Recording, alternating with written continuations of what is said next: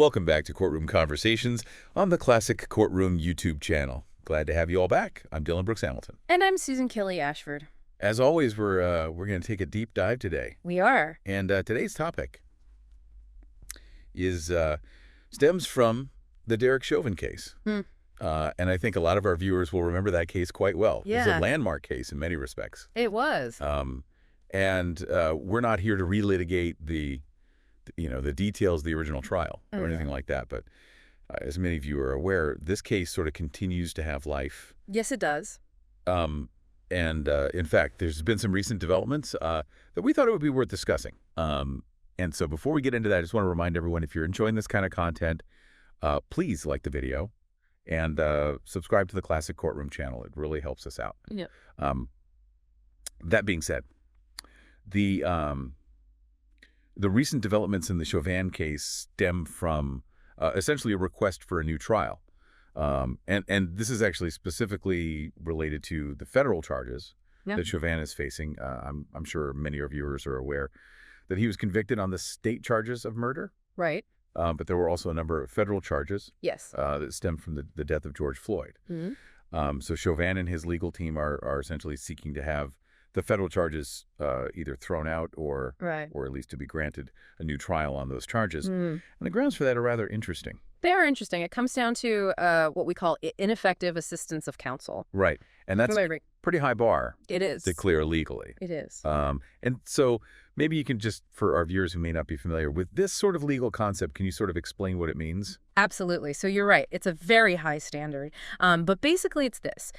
If you can show that your attorney provided such a poor defense that it violated your Sixth Amendment right to counsel, that's when ineffective assistance of counsel comes into play. And there's kind of two prongs to that, right? Yes. You have to show that the counsel was ineffective. Yes. Meaning they messed up, essentially. Yes. But then you also have to show that it affected the outcome. Yeah, that. It somehow prejudiced your case. Precisely. In a way that would have resulted in a different outcome. You have to show there was prejudice to you, the defendant, as a result of your attorney's mistakes. So that's what Chauvin's trying to do here. Yes. And so how is he making that argument? Right. So at the heart of this request for a new trial is a medical opinion from a pathologist. Okay. This pathologist was not involved in the original trial. Okay. He looked at the case, he looked at the evidence, and he came up with a very different explanation for George Floyd's death.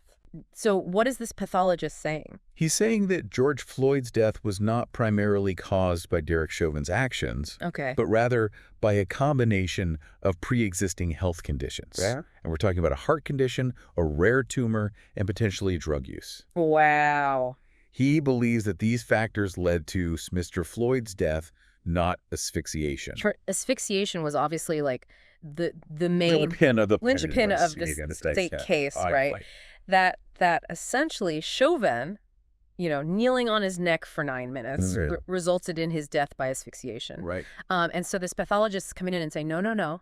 It was a combination of factors. It was these other things. And by the way, I'm assuming this pathologist has some, credentials. He's a board-certified forensic pathologist. Okay. So this isn't just some random person off the street. No. This is an actual expert. A legitimate expert in the field. Okay. So how does that tie into the ineffective assistance of counsel argument?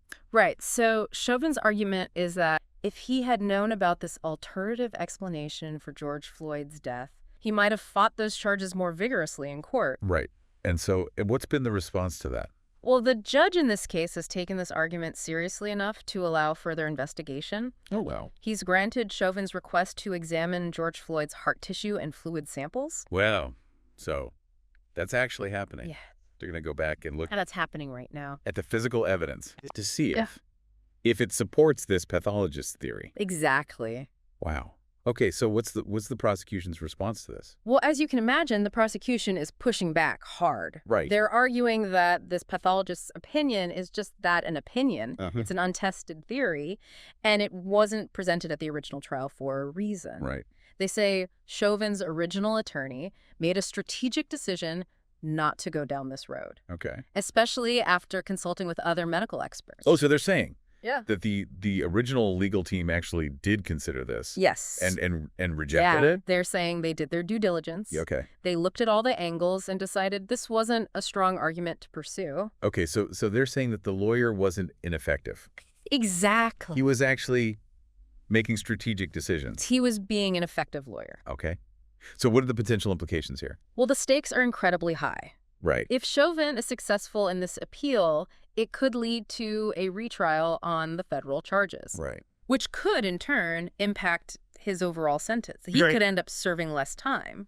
Right. But I mean, is that even like realistic? It's an uphill battle. Right. Because it's such a high bar to clear. A very high bar. I mean, you have to show that the lawyer did something that no reasonable lawyer would do. Right. You have to show that their performance fell below an objective standard of reasonableness. Right. And then on top of that, you have to show that it actually affected the outcome. Yes. And that's the hardest part to prove. Yeah.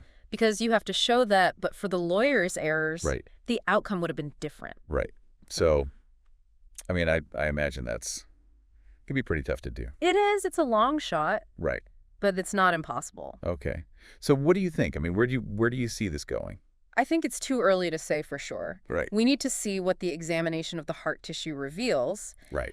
If it provides strong support for the pathologist's theory, then things could get very interesting. Right. But if it doesn't, well, then it's likely this appeal will fail. Right. And we'll be sure to keep our viewers updated. Absolutely. And that develops. But this does raise some really interesting questions.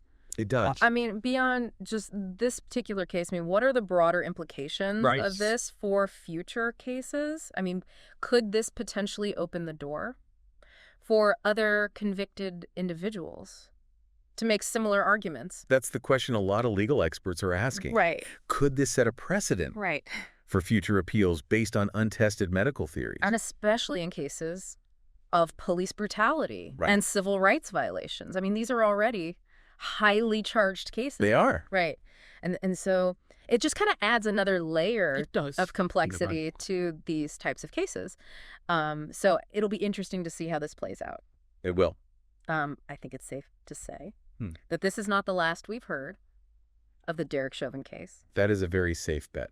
And we'll be here to cover it every step of the way. We will. So make sure you hit that subscribe button so you don't miss any of our future deep dives. Yeah. And in the meantime, thanks for joining us, and we'll see you next time. See you next time.